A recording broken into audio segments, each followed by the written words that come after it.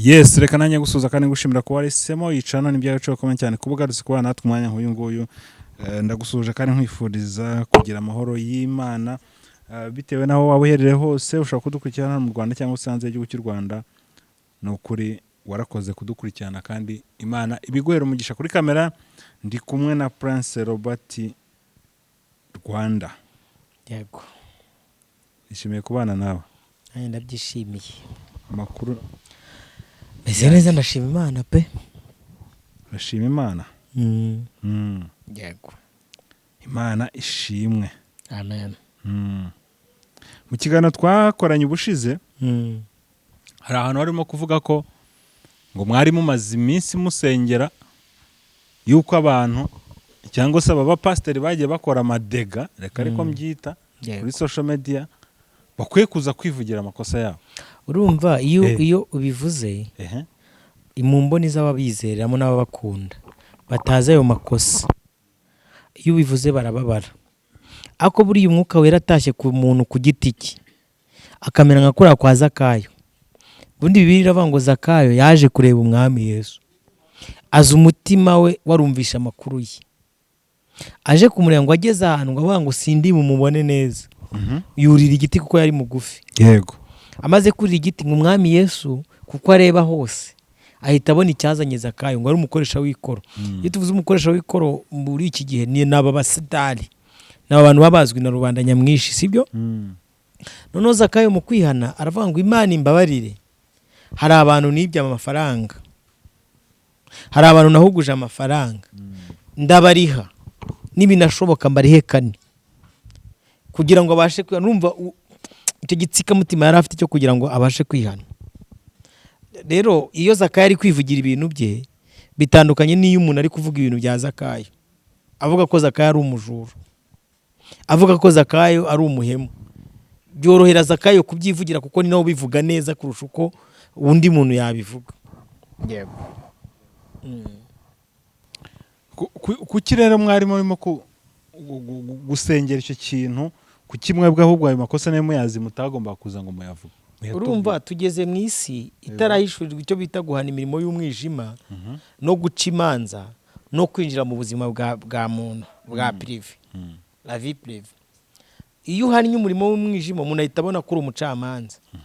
Noneho hari n'abatahana umurimo w'umwijima ahubwo bahita binjira mu buzima bwa muntu. Ukabona nk'umunyamakuru arahagurutse agiye gukamera umuntu mu rugo rwe, sibyo? Aho yari atuye, uko yabagaho, uko byari bimeze, ku buryo anashushanya akageza ku rwego abamukurikira bashushanyiriza ngo mu buriri bw'umuntu hameze harya. Ni icyo kintu cya rero iyo umuntu akubonye uri muri ibyo bintu, wowe uri guhana umurimo w'umwijima uvuga ati wa muntu we ibi bintu wabiretse ko atari byiza. Undi noneho we ntabwo ari ibyo ari kukubuza, avuga ati ndagira ngo mbereke, noneho nanabihakana mbereke n'ibindi nahimbiyeho kugira ngo ibintu byanjye bize nk'ibifata. Ni icyo rero twasenga Mana waduhaye abantu bagatangira kuza kwivugira ibintu byabo bakoze, bari kwihana ko ari byo byaba byiza, ko byatugirira umumaro. Ubonaga biri ngombwa? Buriya rega uko nakatura Robert naturiye abantu ku byaha nakoze bitandukanye n'uko undi muntu yaza kubishinza. Okay. Yego. Impamvu nayo nkubajije icyo kintu, hari ikiganiro ejo nabonye kuri channel imwe y'Iyobokamana TV iriho Pastor Mutesi. Yego. Ngaje gusaba imbabazi. Wenda reka ndebe umutwe w'inkuru. Umutwe w'inkuru uravuga ngo n'ikiniga cyinshi Pastor Mutesi arapfukamye asaba isi yose imbabazi, yicujije amakosa yakoreye kuri YouTube. Bivuga ko Pastor Mutesi yemeye ko hari amakosa yakoreye kuri YouTube ariyo yaje yabyiyaturiye. Ariko yabyivugiye, yabyiyaturiye, nandi uva ari kunagiye mbyumvamo. Wenda reka ngende ndeba ahantu hamwe na hamwe yagiye abivuga nuko yabivuze. Bita binarangira ayo ndizwayo Kristo arayampanagura, zana yampanagura. Ni ukuri ndi umugabo wo kubihamya kandi agenda abikora, ariko ayo nirijije ngewe ngomba kuyihanagura, ntanabihamagayemo Kristo kuko iyo myanzuro ni yanjye. mama wanjye ahagarariye umuryango wanjye mu izina ryanjye bwite, nsabye umuryango wanjye imbabazi ku bw'amakosa nakoreye ku mbuga nkoranyambaga. Nta kindi ni mu kuvuga ibyo bampembeye byose, simbisabira imbabazi n'ibyo nabeshyewe. Ngewe ndasabira imbabazi amakosa yanjye nzi aturutse kuri ururimi rwanjye cyane rwose. Gusubirikanya n'abantu, kuvuga bitari ngombwa, gukereya kontenti zitari ngombwa. Impamvu mpereye ku muryango, Imana yo yarambabariye, ariko abantu bo bari batarambabarira. Niyo mpamvu nabo nifuza kubasaba imbabazi. Umuryango wanjye ngusabye imbabazi kugira ngo mbabarire aho wabonye nkora amakosa. Si uko ibi bintu ndi kuvuga ngiye kuba umumarayika, burya ushobora gukora ikosa umuntu akabona kuriguyemo, ariko hari n'ikosa ukora umuntu akabona kurikoze nkana. Ibyo nakoze nkana n'ibyo nakoraga nkana ntibizongera. Wenda ibyo nagwamo birashoboka cyane rwose, kuko Salomo yaravuze ngo ntawuri ibicumuro mu byo avuga keretse umuntu w'umuhanga. Urumva ubundi Pastor Mutesi yasabye imbabazi mu byiciro navuga ngo bitatu. Yasabye imbabazi umuryango we, ubwo yazisabye mama we, uhagarariye umuryango we yazisaba umugabo we, uhagarariye aho yashatse, azisaba n'abana, azisaba n'abanyamakuru. Uvuga ngo byari ibyiciro bine nkurikije uko nabyumvije. None icyiciro cya kane cyane cyane nano nicyo yibanzeho, reka naho tuhumve. Kiriya cyari icyiciro yavugagamo mama we, ariko n'ubundi yagendaga bigarukamo yerekana amakosa yakoze kuri YouTube, harimo biriya byo gukereya content, ibintu nk'ibyo ngibyo. Reka twumve n'aha ngaha. Ukuri kose pe, yakoze ibintu bikomeye ku buzima bwanjye, wenda atari byo byanzanye kuvuga, wenda navuga turi kumwe kandi nakomeje no kubivuga. Chita mfite ibinyamakuru bikomeye cyane ku buzima bwanjye. Nkunda gospel, Bobo n'abandi bagiye biganiro ba urugendo biki, aho natwikiye, aho nabwirije, aho hose narahakoreye. Aho yatwikiye naho yabwirije. Kandi nkwibutse ko nta n'umpamagara yampamagaye gutwika, ni njyewe shidukaga natwitse nyine gutyo kugira ngo birebwe. Ariko mu izina ryanjye bwite ndasaba umuntu wese dukorana ku mbuga nkoranyambaga, abo duhuje umwuga wo gukorera ku mbuga nkoranyambaga, uwo twahakubitaniye, uwo twahanganiye, uwo twahabwiranye nabi, apana uwahisemo kuhambwirira nabi, apana uwahisemo kuhandwanyiriza, uwo twarwanye. Ego wandwanyije nanjye nkamurwanya, yavuga nanjye nkavuga, yantuka nanjye ngashaka kumutuka, ukabona hagiye kuba n'ibintu bibi. Ndetse nta nubwo ari abantu benshi, ni nk'abantu batatu, nimwe mubivuge bagira ngo ni ibintu byinshi, ariko nabwiye ko amata nubwo yagwamo akantuze akatsi burya aba yanduye. So n'abandi mwese mwanyibajijeho, abavugabutumwa, abantu benshi, buri wese ambabarire. Anyway, nidushaka tugarukira aho ngaho, icyari ntekeza ko icyo twashaka kumvikanisha abantu bacyumvisha. Ahubwo wowe ntabwo uri muri abo bantu yasabye imbabazi mu bantu bashatse guhangana nawe? Ndimo. Nawe unarimo? Ndimo kuko mu minsi yashize ari uko twasabutanyeho, ariko umbwira ati uranjyana muri gereza, we wagiyeyo n'urugero nyine nguhaye. Ese uramubabariye cyangwa tugiye gukorana ikiganiro kuri we. Nanabishimira Imana, usibye ko redemption de mal, kwikirisha ikibi cyiza, yari strategy yo mu isi y'umwijima. Ikiganiro nanjye nagikurikiye, njyewe rwose ku mbabazi yasabye kambabwiza ukuri, kandi nta buryarya burimo. Njye nta n'urubanza mu mutima wanjye nari mufiteho pe, nta rubanza wari umufite. Nta rubanza, kuko urumva mba nzi nakuriwe ku bijyanye nawe, ntacyo mpfa nawe. Kuko burya umuntu mutadikanije, mudaturanye, mutareranywe, mudafitanye donc hatagize ibintu bibacomekanya nta project mwagiranye urukumva iyo ubonye mushatse kugirana ikibazo ntago aba ari mwebwe sibyo aba ari nde aba ari umwanzi muri mwebwe pe I forget give her sibyo nukuri witeka muha imbabazi kandi nanjye nazimuhaye ahubwo ikigeretseho nanjye musabye imbabazi meme na family nawe musabye imbabazi yego na family bari abakobwa be umutware we bavandimwe be regari ibintu tuza kuvugira no kumbuga nkoranyambaga ushobora guhura n'umuntu mu nzira akakugongera nzira kandi wowe waruzi ngo ni ibintu byoroheje nukuri rwose mutubabarire. Ikindi cya kabiri niba atari ibya wa mwana murizi udakurwa urutozi ngo ejo nk'uko avuze ati sindi marayika ejo nzagaruka kuba utari marayika ntabwo bisobanura kugaruka kwangiza. Kabiri niba ushaka gukiriyaringa rwose n'izi code spirituelle mwambaye z'imikara n'uyu mupasiteri waje kugusengera nabyo bikureho ukizwe byuzuye. Wewe ni mukadusabe ko tutavuga urundi rubanza oya nyine no kugira ngo niba umuntu ashaka kwihana biririyo sibyo biririyo ni donc ubwo niyihane komtele biveho nyine handure nese wafata ikibyimba uri kumva ukagikanda harya bagita nyiranya niki nyirambwa nuyikuremo nabwo nta kintu byabimaze sibyo nabyihane byose bikureho avuga ati ngewe mbindutse umwana w'Imana uri kumva ngewe Sawuli wa kera ndamuretse umaye Paulo ni ibintu byiza sibyo nicyo mvuze uri kumva ariko rwose ambabarire musabye imbabazi kandi nzikuye ku mutima pe kandi nawe ni umuntu mwiza nduva gutanga imbabazi nkuko ari kuzisaba Bibiliya avuga ngo icyo mushaka ko abantu bagirira aricyo namwe mugira gute mubagirira. Hari amaterimi umuntu agenda akoresha ku izina ry'umuntu yego wenda nubwo aba ari we washe nkubizana nkuko avuze ati narazaga ngatwika rimwe nkiriza ariko hari amarira n'abandi bantu bamuteza. Buri umuntu iyo uhagaze mu ruhame ukavuga ngo uyu muntu ngo yitwa Kibakwire ntago urumva iryo zina ntago ari izina rya kunezeza. Rero niba ritakunezeza n'undi muntu ntago ryamunezeza. Izo terime abantu bagiye bamwambika kuko usanga hari ukuntu waza ugasanga umuntu uri kumwambika yandi materime atariyo. Niba rwose afashe umwanya wo kwihana byatunezeza abantu benshi bagiye bihana bati ibi bintu twakoze turabiretse Yesu yakora iby'imbaraga. Igabura no kureba iby'abandi cyane si byiza kuko ijambo ry'Imana rirabivuze. Yego. Hati Robert bijya gutokora agatotsi kari mu ijisho rya mutetse.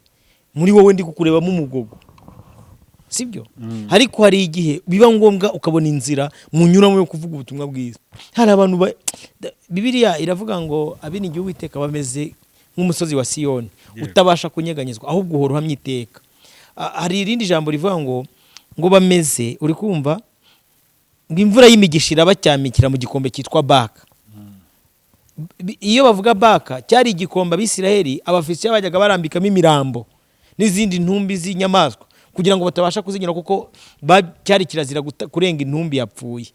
Noneho amasengesho yabo akazamuka Imana igacyamika imvura y'imigisha ikaza igakumba ya mirambo mu nzira none Abisiraheli bagatambuka bemye. Urumva niba n'urugero nka Pastor Muteza bati mumbabare amakosa yanjye ibyo kutwiga kuri za YouTube ibintu nakoze byose ku muryango wanjye ku banyamakuru sibyo ati hari igihe nazaga batamamagaye bambwiye ngo nze nwike bikarangira ntwitse n'urugero urumva n'ibintu we yavuze ko bamuhamagaraga batamubwiye ngo atwike aho yahagera bagashyiramo akantu ko gutwika kugira ngo birebe ngo bihashye nyine. Yes sibyo rero ibyo bintu byose uri kumva ariko baba Kristo ya publique yasabye imbabazi turi kugendana niyo ntabwo yari izi gutandukanya gutwika.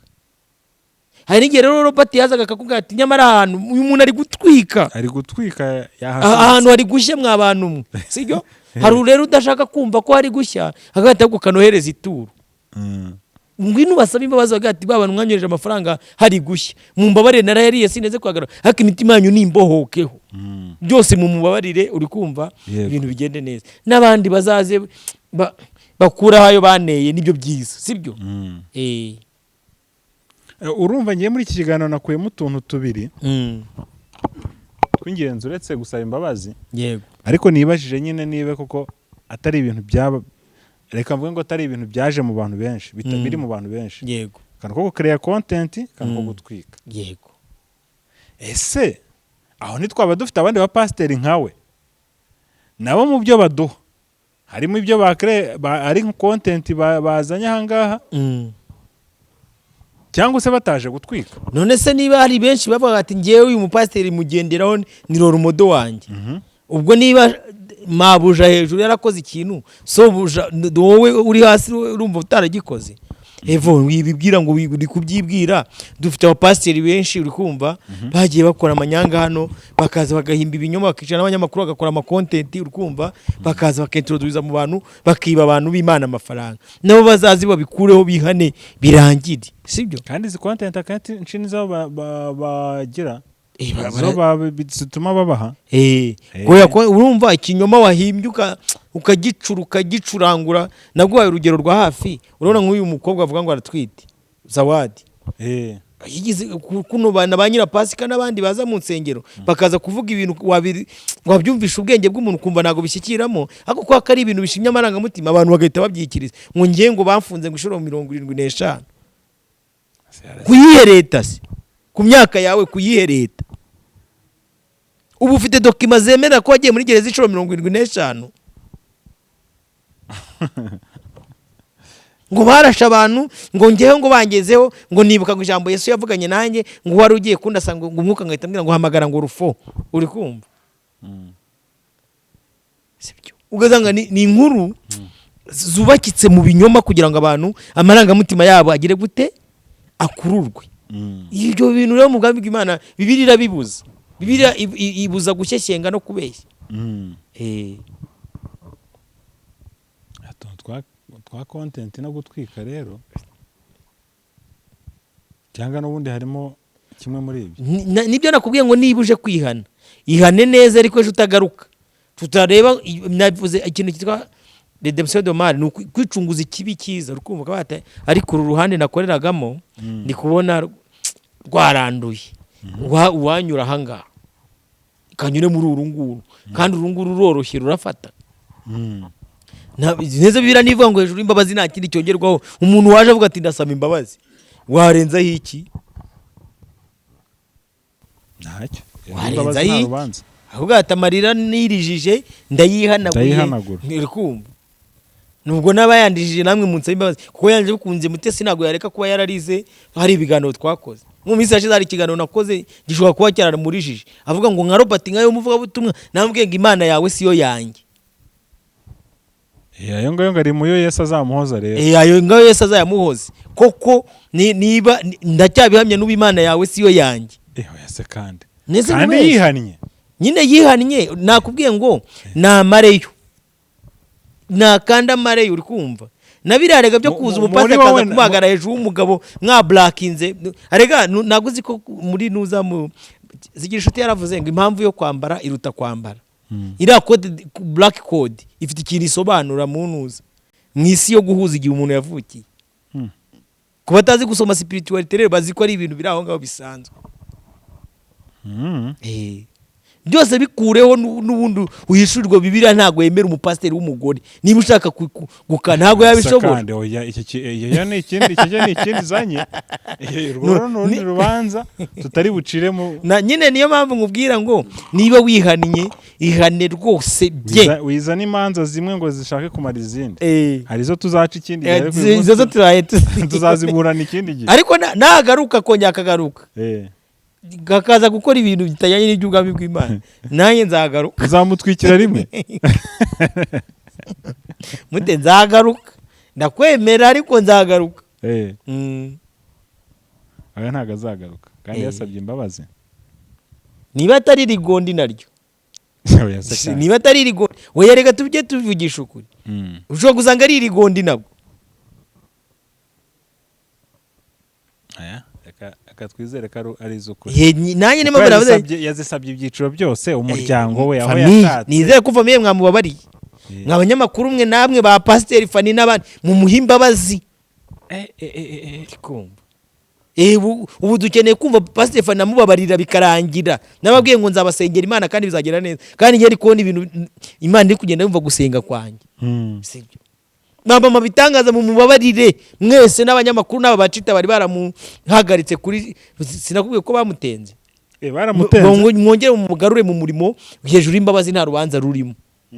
Ariko nawe yihane yihannye ihana amareyo kabisa. kuva yabigenje kuri buriya yamazeyo, yego hasigaye no kubishyira mu ngiro. ariko reka nkubwire, hari abantu nsengera bakijijwe na sinzi ahantu, niba hari ahantu nashaka nkatanga ituro. Ubundi Mutesi akijijwe n'umuntu bita Julienne Kabanda, nagenda nkatanga ituro. uri kumva Kabanda se ntagakijijwe? Ndavuze ngo bakijijwe nyine ni kubaza ntagakijijwe. Ndi kuba bakijijwe uko ngewe mbitekereza. Ku bandi bo barakijijwe.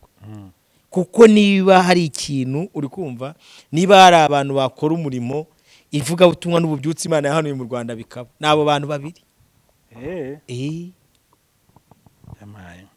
Yesu abihishuriye by'ukuri. Sha umva ko mu ijuru hazaba abasitari. Aba bantu bakurikira Petero na Yohana na ba Pawulo. Bahindura benshi gukiranuka pe. Aha rero niho umuntu agira ati wacyana we ibyo bintu ubivuga, uri kumva. Ariko ndabihamya, uri kumva, Imana n'abasengera. Buriya reka nkubwire, niba hari abantu nsengera umunsi ku munsi, mu bantu nsengera umunsi ku munsi, umuntu witwa Niseti niyo mugabo, uri kumva, umuntu witwa Pasteur Mutesi, sibyo, umuntu witwa Julienne Kabanda. Kristo aramutse abatunzeho itoroshi y'umucyo we, uri kumva. Sha bahindura benshi gukiranuka pe.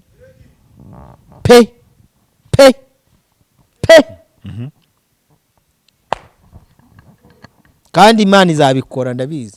Nzi ko Imana nsenga inyumva. Okay.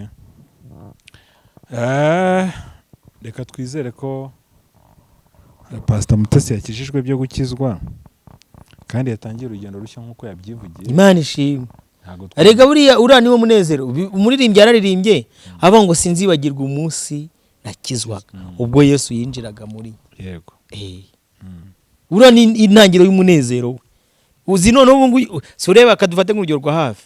Bibaye biririyo atari wenda amarigondi bikemu yazanye we nawe. Sibyo? Biririyo buriya. Nyine dufate nk'urugero kuko uyu munsi ndacyari muri Dayirema. Nemera 50% ko aririyo, izindi 50% nago ndabyemera. Bibaye aririyo. Bura niba ari ikintu cyaba ari umunezero. Icya mbere, imbere ye nta rubanza. Kabiri, kuri famille ndakeye ku rubanza barumukuraho. Kuko imbabazi zitwikira ibintu byose. Sibyo? None yajya agenda ari safe na wanezerewe. Akuzi kuba muri societe, uri kumva, umuntu wese uhura nawe agahita gusomamo ibintu runaka, bimwe byazanywe n'abantu bakubeshyera, ibindi byazanywe n'ukuri nk'uko ari kubivuga, sibyo? Kuvuga atari byo nanjye nizanira. Nese rabeshye, nagabeshye nyine niyo mpamvu uri kukubwira kwihana kuba yari ukuri. Gusa ikibazo nanone nagize ngewe ahubwo ni kimwe. Ntago yaje avuga ati hari ibyo natwitse nibi. Ibyo bambe. Kuko ibintu byose biracyaye kuri social media. Ntago ibyo yatwitse twabimenye. Ariko twemere ko azakora urugendo nabyo akajya bisobanura agati iki ibi bintu naratwika. Ibintu byagakwiye gusobanuka. Kuko byose biracyari hariya. Hari abantu bazagumya kubona nk'ibyo yatwitse bakagira ngo byari ukuri. Ubu ushobora kuba wenda n'urugero nk'uko baba ngo amaje kugira abagabo 5 ugasanga wenda muri abo bagabo 5 harimo n'ibyo gutwika. Sibyo? N'urugero nanze wenda n'urugero habaye ibi nibi. Rero ni uko azagenda atera intambwe mu byo gwishurirwa n'ubuntu bw'Imana, kumusengera ku Mana n'abandi bera. Arega bura nagabariwe, haba hari imbaraga z'abantu basenze. Wabonye commentaire yo umukozi w'Imana narababaye, wagira ngo umuntu yababaye ntasenga. Rero Imana y'amahoro imutwikire imwomeho n'abandi bibaye byizababera urugero rwiza. N'abandi bagahita bakaza bakajya batubwira ati ibi bintu twashyize aha ngaha n'umwanda mutubabarire rwose katubivane mu nzira. Ariko bajye baza banavuga ibyo ari byo. Oya buriya Pastor Mutesi azabivuga. Kuva yatangiye buriya nibwo nemeye ko Imana dusenga yumva. Buriya rugendo ni urugendo rwiza. Imana imumugisha. Yego. So ubona biriya bintu byangiza ivuga ku kigero kingana iki? Kwangiza gusa. Ubu uyu munsi ubona ukuntu abakristo bari muri Dayirema batazi umukristo w'ukuri, umushumba w'ukuri. Uyu munsi umuntu abyuka mu gitondo kanaka agikuzimu, kanaka ni umukozi wa Satani, no wa muntu wizeraga ko ari umuntu w'Imana. Bituruka ku kisi. nyine umuntu araza mu gitondo aho kugira ngo arinde ubutumwa bwiza butajyaho umugayo akabyihora nyine umuntu akaza akaba ari umuntu uzi kuvuga neza abantu bakamukunda bakamuyoboka batambukana rimwe kabiri gatatu bagera imbere bagasanga bizeye ikirura ibaze kugira ngo umuntu yongere kuza kongera gutangira aza kureba undi muntu bagendana umufasha mu by'ubwami bw'Imana hari n'abahita babivamo burundu hari n'uhita bavuga ati to ndabiretse niba ari ibingibi by'abarokore hari bitukisha unuza umurimo w'Imana nese ubutekeza ko hatari abantu ngeka ko hari ingo zasenyutse kubera ubu buhamya bw'abadamu baza bagatanga ubuhamya kuri divorce kandi abenshi ntago batana ikanzu yo kwambara ko abavuga butumwa bwiza ubambwira ubu penina abuze ingo nyinshi yarangije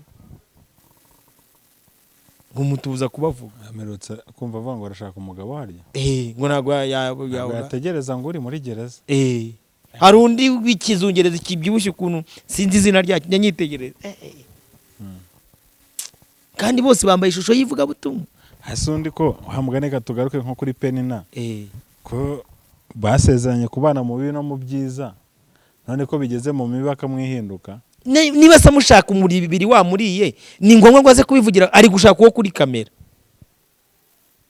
warese buriya yaramubuza ako penina nawe yaratugushije cyane Peni Imana ikubabarira naho aratugushije uratugushije yabanje kuzana ibintu ngo byo kuri aritari uzu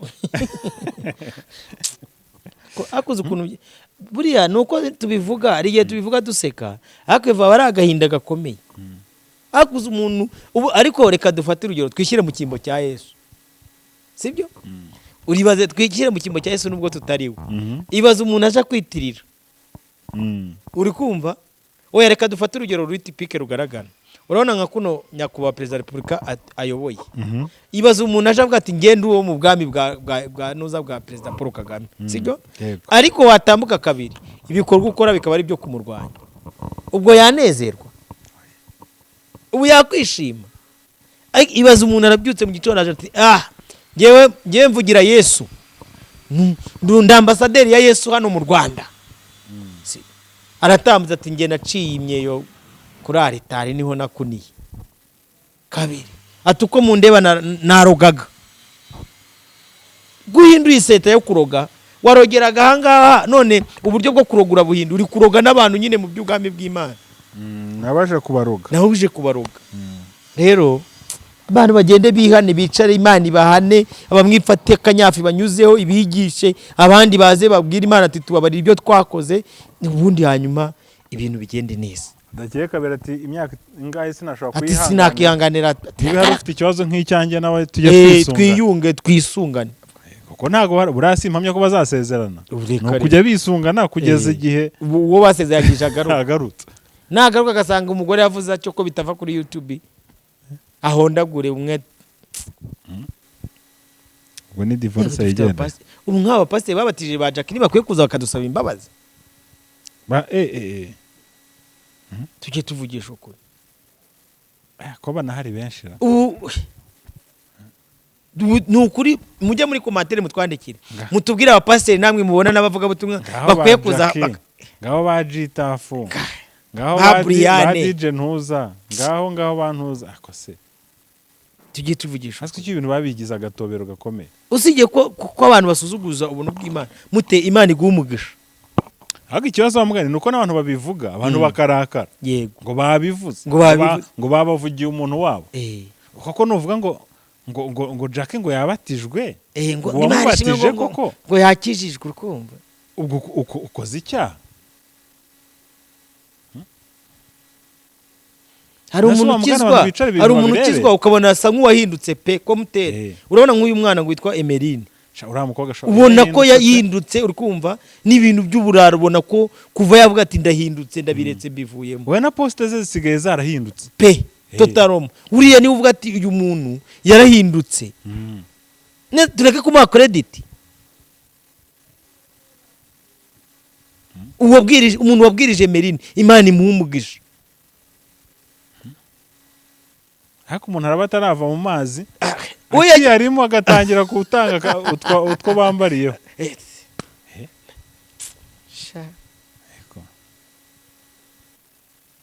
ibintu babizanyemo imikino myinshi aho mugani Mutesi reka asaba imbabazi yakasaba imbabazi ibintu byarivanze ku rwego rukabije. oya ni ukuri pe. Nanjye ndamugarukiye.